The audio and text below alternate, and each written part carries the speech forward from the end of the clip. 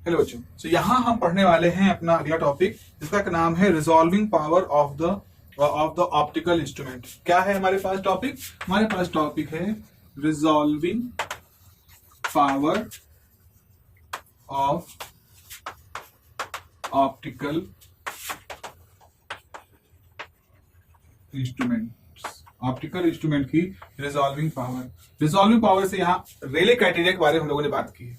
मैंने आपसे रेले क्राइटेरिया के बारे में बात की है। रेले क्राइटेरिया क्या है? रेले क्राइटेरिया एक ऐसा क्राइटेरिया है जो हमें बताता है कि आप किन शर्तों तक किन्हीं दो पास पास रखी हुई ऑब्जेक्टों को देख सकते हैं। अगर दो ऑब्जेक्ट बहुत पास रखे हैं तो आप उनसे कितना पास से देखें या कितना दूर से देखें कि आप उनको जस्ट अलग अलग देख पाओगे।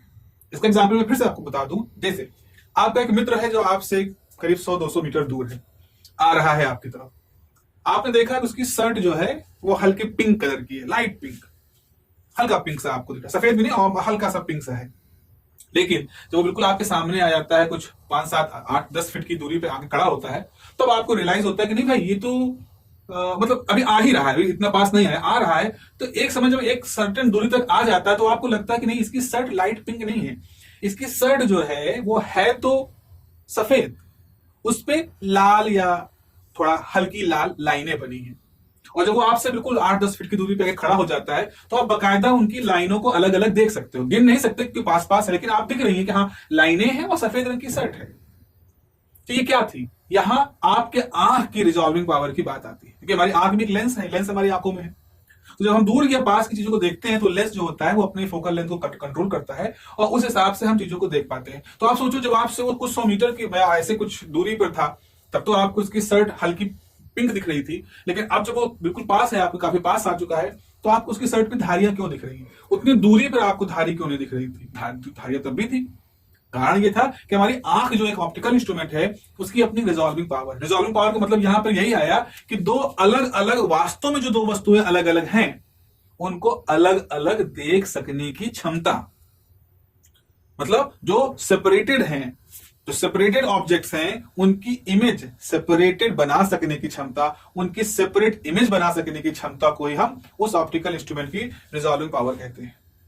अगर मैं फिर से बात करूं, वो आपका मित्र है, 100 मीटर की दूरी पे था, आपको मैंने टेलीस्कोप दे दिया, आप यहीं खड़े हो, वहां खड़ा है, आपको ऐसे देखते हो तो उसकी शर्ट हल्की गुलाबी दिखाई पड़ती है, लेकिन मैंने आपको बहुत अच्छा टेलीस्कोप दे दिया। अब जैसे आप टेलीस्कोप देखोगे तो आप उस व्यक्ति को उस टेलीस्कोप की सहायता से पास देख सकते हो। टेलीस्कोप ये होता है ना, जूम कर, मतलब अपने पास आप ऑब्जेक्ट को देख सकते हो। ऐसा लगेगा ऑब्जेक्ट पास आ गया तो आपको साफ साफ दिख सकता है। तो जब जैसे आप वो टेलीस्कोप, आपका बहुत पावरफुल टेलीस्कोप है, आप देखोगे तो आप क्या पाओगे? अब आप उस 100 मीटर की दूरी पर खड़े हुए इंसान की शर्ट की वो लाइनें देख सकते हो। क्यों ऐसा क्यों हुआ? क्योंकि खाली आंख का जो लेंस था, उसकी एक लेंस से हम रिजॉल्विंग पावर उतनी अच्छी नहीं थी, लेकिन जब मैंने टेलीस्कोप जोड़ दिया तो टेलीस्कोप में जो ऑब्जेक्टिव लेंस और जो ऑब्जेक्टिव लेंस आई पीस, ये सारा अरेंजमेंट जो होता है, उसने कुछ ऐसा ऑप्टिक्स रूल का इस्तेमाल करके उस इमेज को आपके फोकल लेंथ पे बिल्कुल साफ साफ बना दिया, तो अब आप उसको साफ साफ देख पा रहे हो। इसका मतलब है कि ऑप्टिकल इंस्ट्रूमेंट जो होते हैं, उनकी रिजॉल्विंग पावर को हम इंप्रूव कर सकते हैं भाई। उसके साथ लेंसों का अरेंजमेंट जोड़ते हैं, इंप्रूव कर सकते हैं। इसीलिए जब भी किसी नए मोबाइल फोन लॉन्च होता है तो कहते हैं कि इसकी रिजॉल्विंग पावर बहुत अच्छी है, 100 मेगापिक्सल, 50 मेगापिक्सल का है। तो जो मेगापिक्सल्स वगैरह की जो चीजें बता रहे हैं, वो यही बता रहे हैं कि हम दो क्लियर इमेजेस बना सकते हैं दो पास पास रखे हुए ऑब्जेक्ट की। इसका फायदा यह होता है कि अगर आप उस कैमरे से किसी पेड़ की फोटो खींचोगे तो पेड़ों के जो पत्ते होते हैं, जो कि आपस में मिले से होते हैं, उनको भी वो साफ साफ दिखा सकता है। तो जब आप उस पेड़ की इमेज देखोगे तो आपको बिल्कुल अच्छे से दिखाई पड़ेगा, आपकी आंखों की भी अच्छी रिजॉल्विंग पावर होती है। तो जैसे आप नॉर्मल लाइफ में पेड़ वगैरह देख सकते हो, साफ साफ सारे पत्ते देख सकते हो, वैसे आप उस कैमरे से भी वैसा ही कर सकते हो। अगर जूम भी करना चाहो तो भी वो जूम करता जाएगा, आपकी इमेज ब्लर नहीं होगी, फटेगी नहीं, मिक्स नहीं होगी। तो ये सब रिजॉल्विंग पावर की ही बातें हैं। तो अगर मैं बात करूं यहाँ पर रिजॉल्विंग पावर क्या है, तो resolving power of an optical instrument में लिख देता हूं। रिजॉल्विंग पावर की जो डेफिनेशन है, the resolving power of an optical instrument, the resolving power of an optical instrument represents its ability, किसकी एबिलिटी? उस इंस्ट्रूमेंट की ability, represents its ability to separate, अलग कर सके, टू सेपरेट और डिस्टिंग्विश, टू सेपरेट और distinguish between two closely spaced objects. तो resolving power of an optical instrument क्या रिप्रेजेंट करता है? It represents the ability of instrument to separate और distinguish between two closely spaced object. तो पास पास रखे हुए ऑब्जेक्ट को बिल्कुल अलग अलग देख सकने की जो एबिलिटी होती है, जो क्षमता होती है, उसी क्षमता को ही हम उस इंस्ट्रूमेंट की रिजॉल्विंग पावर कहते हैं. ये एक इसकी डेफिनेशन हो गई. अब रिजॉल्विंग पावर एक तरह से मतलब हम ये बता सकते हैं कि वो जैसे आपके पास टेलीस्कोप है, तो टेलीस्कोप रिजॉल्विंग पावर क्या मतलब है? टेलीस्कोप रिजॉल्विंग पावर मतलब ये है कि बहुत दूर कोई स्टार्स हैं और हमें लग रहा है वहां दो स्टार्स हैं, दो चमकदार स्टार हैं, लेकिन अगर हम और अच्छे टेलीस्कोप का इस्तेमाल करें तो हम पाएंगे कि वहां दो स्टार नहीं है बल्कि दो क्लस्टर ऑफ स्टार. ऐसा एक मैं आपको यहाँ पर इस वीडियो के साथ इमेज दिखा देता हूं. ये इमेज शायद चंद्रा ऑब्जर्वेशन के दौरान का है या ऐसा ही कोई था कि पहले हमने नॉर्मल टेलीस्कोप से अंतरिक्ष की जब स्टडी कर रहे थे तो हमने देखा कि अपने नॉर्मल टेलीस्कोप से हमने एक इमेज पाई, बड़ी ब्लर्ड थी, पिक्सेलेटेड इमेज थी, लेकिन वो इस बात का संकेत दे रही थी कि वहां कुछ स्टार्स हैं. बाद में जब हमारे पास और अच्छे इंस्ट्रूमेंट्स आए, हमने तमाम तरह के इंस्ट्रूमेंट बाहर भेजे और जमीन पे भी रेडियो एस्ट्रो रडार्स और सिस्टम पूरा बनाया, तो हमने देखा कि असल में वो जो नॉर्मल इमेज बनी थी, जो हमने नॉर्मल टेलीस्कोप से देखी थी, वो दो स्टार्स नहीं थे, वो पिक्सेलेटेड स्टार जो थे, वो जब उसको और क्लियर करके देखा गया तो उसके अंदर बहुत सारे स्टार्स का एक क्लस्टर था, समूह था, तारों का एक झुरमुट सा था, वो पूरा झुंड था.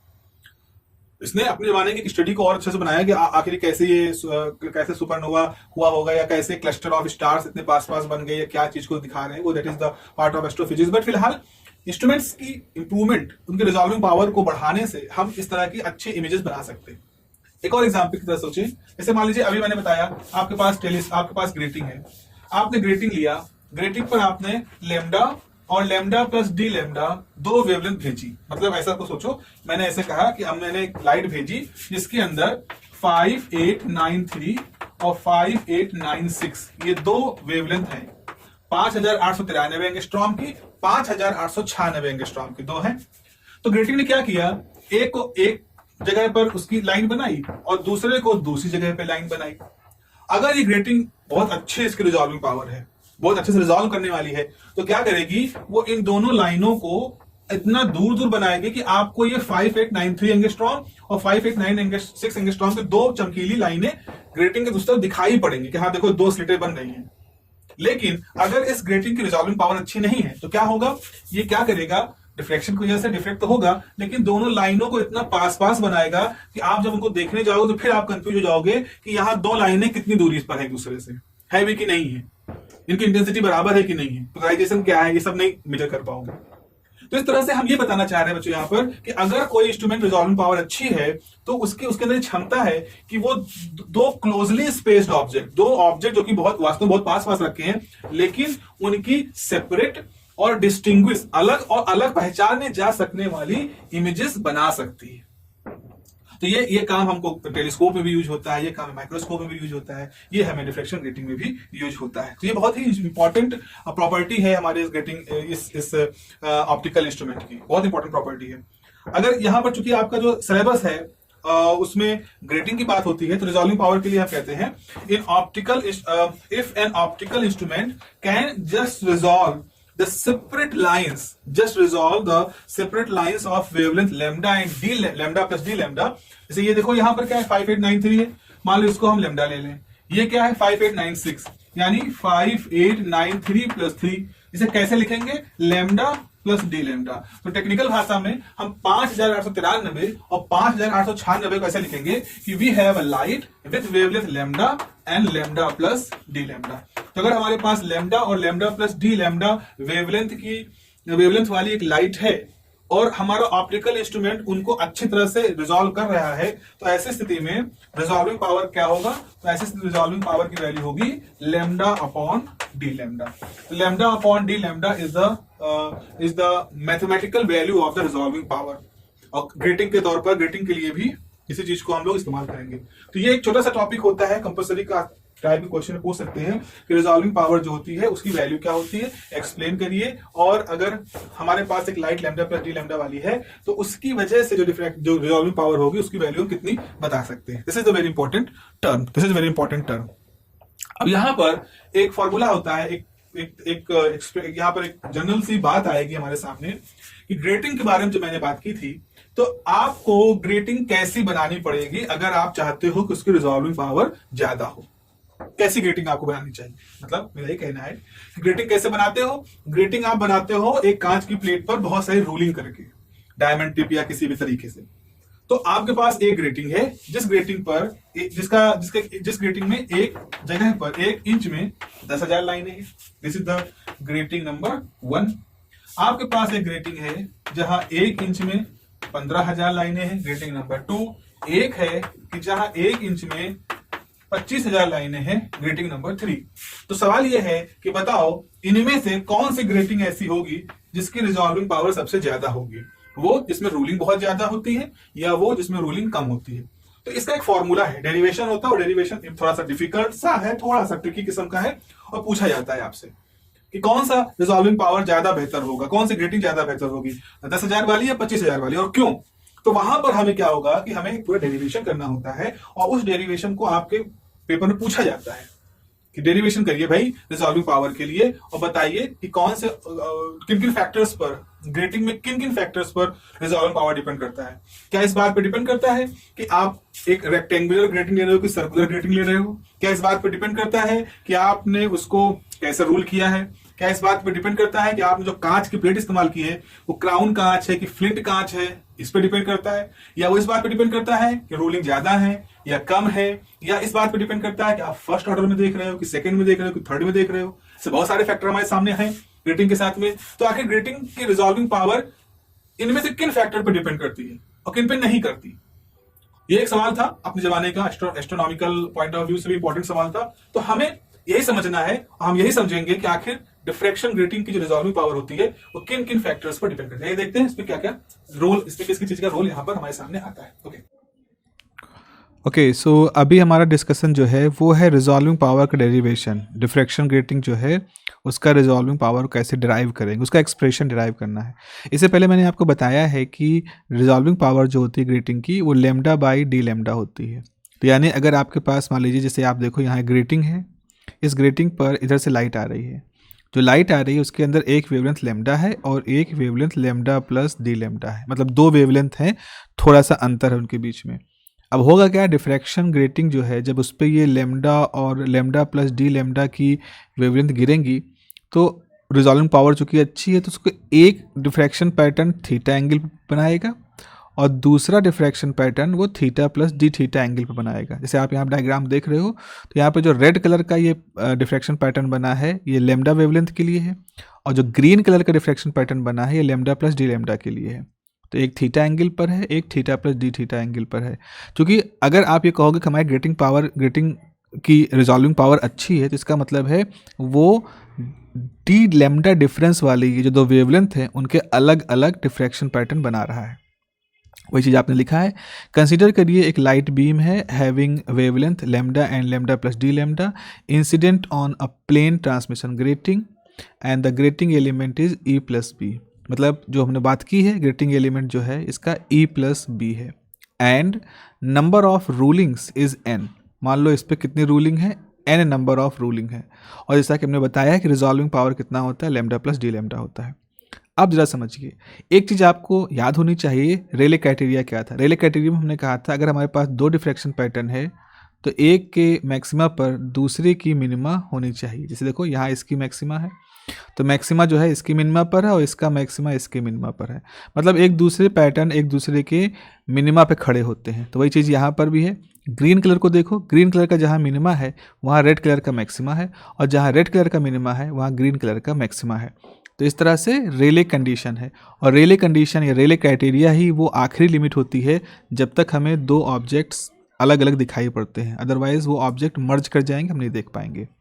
तो यहाँ पे लिखा है एज पर just resolution condition images must be just resolve only when maxima of one wavelength overlapped with the minima of the second and vice versa. ठीक है, ये जो बात मैंने इससे पहले कही उसी को यहाँ पर लिखा गया है। तो आपने पढ़ा है कि अगर हमारे पास एक लैम्डा वेवलेंथ की लाइट है, उसके लिए nth मैक्सिमा निकालनी है, तो फॉर्मूला क्या होता है, E + b sin थीटा बराबर n लैम्डा। कब? जब आपका वेवलेंथ लैम्डा है और वो थीटा एंगल पर डिफ्रेक्ट हो रहा है।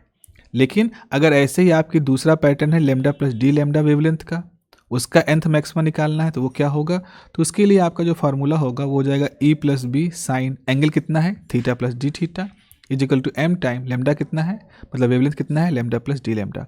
तो आपके पास ये एक कंडीशन, तो ये कंडीशन किसकी है कि आपके पास जो लैम्डा + d लैम्डा वाला पैटर्न है उसका मैक्सिमा कहाँ बनेगा, ये उसकी कंडीशन है। अब हम एक और बात निकालते हैं। हम लोगों ने एक चीज़ पढ़ी है, ये चीज़ थोड़ा सा डीप साइड की है, इसलिए थोड़ा सा मुझे आपको बताना पड़ रहा है कि अगर आपने, जैसे मैं इसको यहाँ पर लिख लेता हूँ इस चीज़ को कहीं से, चलो, जैसे अगर हम सोचें इस तरह से कि आपके पास ये ओके, जैसे हम सोचें आपके पास कि एक वेवलेंथ है इस तरह से, ये डिफ्रैक्शन पैटर्न है, इसके मिनिमा है, तो ये आपका हो गया मैक्सिमा और ये वाली जगह है पहली मिनिमा। इन दोनों के बीच गैप कितना होता है, इसके बीच जो गैप होता है वो होता है λ/n। मतलब एक सेंट्रल मैक्सिमा और जो फर्स्ट मिनिमा है इसके बीच का जो गैप है ये होता है λ/n। तो इसको मतलब पाथ डिफरेंस को, गैप को ही क्या करें ना, दोनों के बीच का पाथ डिफरेंस है। तो अगर आप कह रहे हो कि सेंट्रल मैक्सिमा पर दूसरे पैटर्न का मिनिमा है, इसका मतलब है λ/n का पाथ डिफरेंस वहाँ पे आया है, तभी इसके मैक्सिमा की जगह पर दूसरे वाले डिफ्रैक्शन पैटर्न का मिनिमा बना है। It's a little bit confusing but this is the idea. तो यहाँ पर आप देखो इस चीज़ को कैसे लिखा गया है, इस चीज़ को ऐसे लिखा गया है कि the condition for minima of theta + d theta angle is adjacent to the principal maxima. तो इसका मतलब क्या है, आपका जो फार्मूला है ये वाला formula E + b sin theta, ये जो E + b sin थीटा इस तरह से है, तो वो किसके लिए हो जाएगा, n लैम्डा तो था ही, उसमें लैम्डा + d लैम्डा ऐड कर दिया। इसका मतलब है ये उसकी जो मैक्सिमा थी, मैक्सिमा सेंट्रल मैक्सिमा, उससे आपने थोड़ा और शिफ्ट कर दिया। तो जब आप सेंट्रल मैक्सिमा थोड़ा और शिफ्ट करोगे तो आप कहाँ पहुँच जाओगे, इस मिनिमा की तरफ। तो ये जो कंडीशन है इक्वेशन नंबर 2 जो लिखी है वो ये बता रही है कि आपका वो वेवलेंथ लैम्डा + d लैम्डा वाला जो वेवलेंथ है, इसके लिए एंगल थीटा + d थीटा है, वो किसके है, वो दूसरा जो लैम्डा वेवलेंथ था उसके सेंट्रल मैक्सिमा से λ/n टर्म यानी कि मिनिमा। तो ये वाला टर्म दिखा रहा है कि लैम्डा वेवलेंथ की जो मिनिमा है उसके ऊपर आ चुका है, और लेफ्ट टर्म क्या दिखा रहा है, कौन सा वेवलेंथ, जिसकी वैल्यू लैम्डा + d लैम्डा है। तो ये जो फार्मूला है, इस फार्मूले में आपने जैसे ही λ/n को जोड़ा तो आप वही बात कह रहे हो जो यहाँ मैंने येलो कलर से लिखा है कि maxima of the one wavelength overlap with the minima of the second wavelength and vice वर्सा। तो अब ऐसा अगर आपने लिख दिया है तो इक्वेशन नंबर 2 और इक्वेशन नंबर 1 का लेफ्ट साइड देखो बिल्कुल एक जैसा है, बिल्कुल एक जैसा है। तो अब क्या करोगे, दोनों को इक्वेट कर दोगे according to Rayleigh condition. Equation number 1 और equation number 2 must be same. तो आपने लैम्डा + d लैम्डा की वैल्यू यहाँ रखी है, n लैम्डा + λ/N यहाँ रखा है, आप इसको देखो कैंसिल कर दोगे, n d लैम्डा λ/N, और यहाँ से अगर आप इस लैम्डा को नीचे ले जाओ और इसको आप मल्टीप्लाई करो तो ऐसे में λ/d lambda, this is the resolving power of grating आपको मिल गई, और वो किसके प्रोपोर्शनल है, n टाइम N के। ये इक्वेशन शो कर रही है कि अगर आपने n की वैल्यू बढ़ा दी, यानी अगर आपने रूलिंग 25,000 कर दी, पहले कितनी थी, 15,000 थी, तो अगर 15,000 से 25,000 रूलिंग कर दोगे तो क्या पाओगे, λ/d लैम्डा, यानी रिजॉल्विंग पावर अच्छी हो जाएगी, जो कि हम चाहते हैं। या आप सेंट्रल ग्रेटिंग है, ग्रेटिंग में सेंट्रल मैक्सिमा होता है, फर्स्ट ऑर्डर बनता है, सेकंड ऑर्डर बनता है, थर्ड ऑर्डर बनता है। तो आप देखोगे कि फर्स्ट ऑर्डर में लाइनें पास पास हैं, सेकंड में थोड़ा दूर दूर हुई, थर्ड में और दूर दूर हुई। तो इसका मतलब n की वैल्यू जो है ज़्यादा ऑर्डर पे देखोगे, आप थर्ड ऑर्डर में देखो आपको और अच्छी रिजॉल्विंग पावर दिखाई पड़ेगी। रिजॉल्विंग पावर का मतलब यही है कि फर्स्ट ऑर्डर में लाइनें पास पास हैं, सेकंड में थोड़ा दूर दूर है, थर्ड में और दूर दूर है। जितना दूर होंगी उतना ही साफ साफ आप उनको पहचान पाओगे। तो इस तरह से ज़्यादा रूलिंग अच्छी है, और रिजॉल्विंग पावर केस में हमको ज़्यादा ऑर्डर वाले पैटर्न देखने चाहिए। लेकिन ऑर्डर के साथ एक दिक्कत ये होती है कि ऑर्डर जैसे जैसे बढ़ता है वैसे वैसे जो इंटेंसिटी है वो कम होती जाती है। तो ये एक थोड़ा सा फैक्टर है हमारे पास। सो ये एक डेरिवेशन था जिसको कि हमको समझना था। Okay, have a nice day, take care, bye bye.